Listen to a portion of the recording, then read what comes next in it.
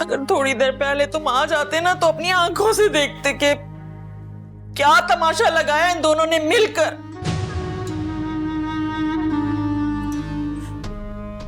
फरहान का तो बस ही नहीं चल रहा था कि मुझ पे हाथ ही उठा दे। हाँ वासिक भाई, अम्मी का हाथ पकड़ के खींचते हुए पूरे घर में घूम रहे थे। मुझे तो लग रहा है इसके दिमाग पे कोई असर ही हो गया है। ये तो ऐसा नहीं था, पता नहीं क्या पट्टियां पढ़ा दी हैं इसकी बीवी ने इसे। मुझे तो लगता है फरहान भाई एबनॉर्मल हो गए। जब से उनकी शादी हुई है ना, ऐसे पागलों की तरह बिहेव कर रहे हैं।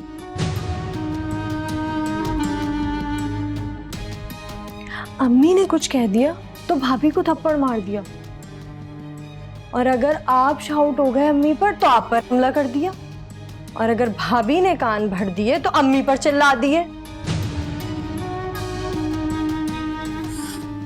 मैं तो खुदा से दुआ करती हूँ कि ये 4 दिन बस सुकून से गुजर जाएं, मैं किसी तरह अपनी बच्ची को ब्याह दूं, फिर तुम देख लेना, जो होगा देखा जाएगा। अभी 4 दिन पहले तो आप कह रही थी कि फरहान भाई को माँ की अजमत के बारे में बेहतर पता है, देखना कितना अजर मिलेगा उसे, और अब आपने उसे पागल करार दे दिया। अच्छा बस करें ये ड्रामा, गए वो। पता है मुझे चला गया है वो।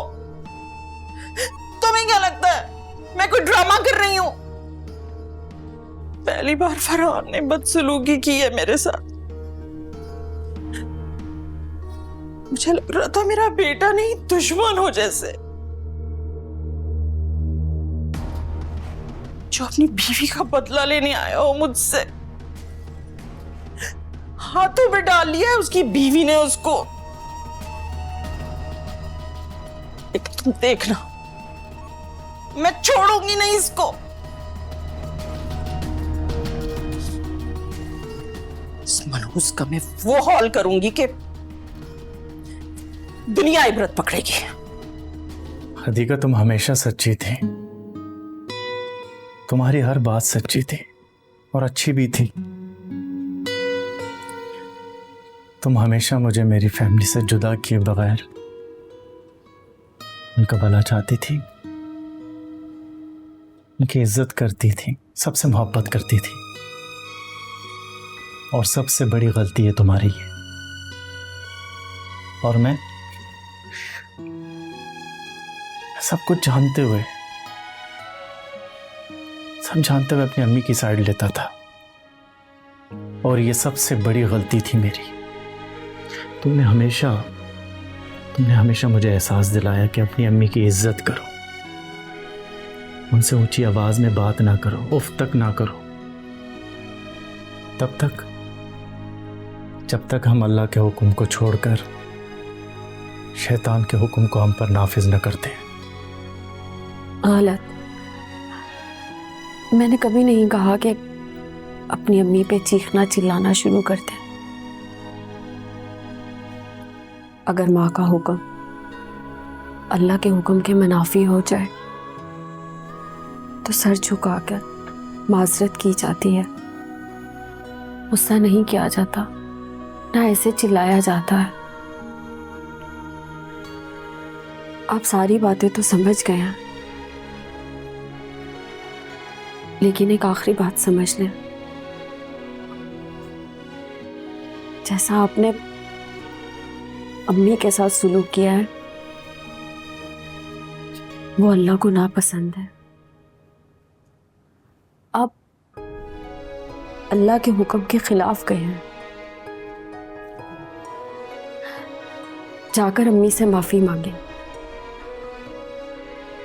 वो माफ नहीं करेंगी, मगर आप माफी मांगते रहें,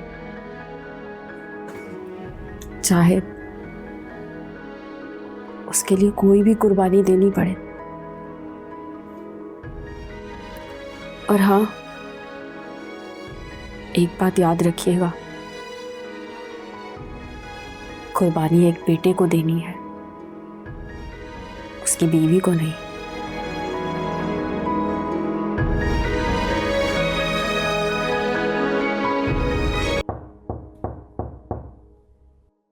अब कौन आ गया? मुसीबत, खुला हुआ है दरवाजा।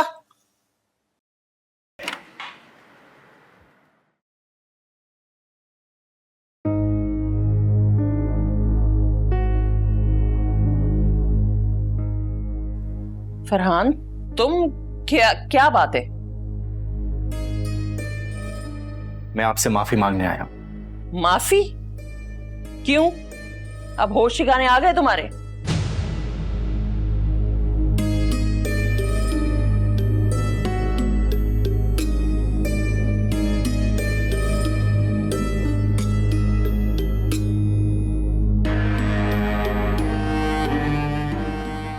मुझे माफ कर दे अम्मी।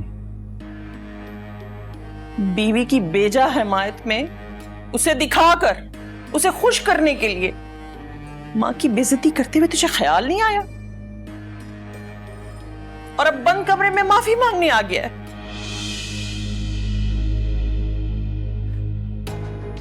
अम्मी आप जहां चाहें, जिसके सामने चाहें, मैं माफी मांगने के लिए तैयार हूं।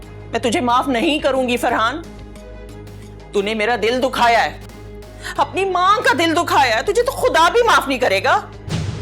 अम्मी ऐसा ना कहें प्लीज। मैं हमेशा आपका एहतराम करता आया हूं। सारी जिंदगी खुदा की इबादत करने वाले की इबादत भी गारत हो जाती है जब वो मरते वक्त खुदा का मुनकिर हो जाए। आज तेरी सारी मोहब्बत, सारा एहतराम गारत हो चुका है मेरी नजर में। जा, माफ नहीं करती मैं तुझे।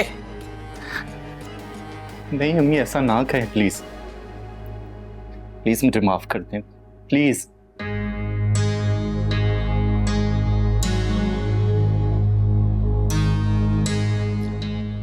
एक शर्त पे माफ करूंगी तुझे। मुझे आपकी हर शर्त मंजूर है अम्मी, आपकी हर शर्त। हदीका को तलाक दे दे।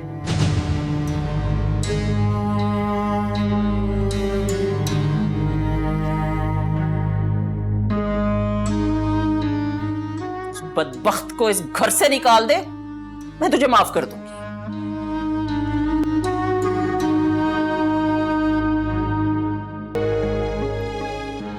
अम्मी गलती मैंने की है और सजा भी मुझे मिलनी चाहिए।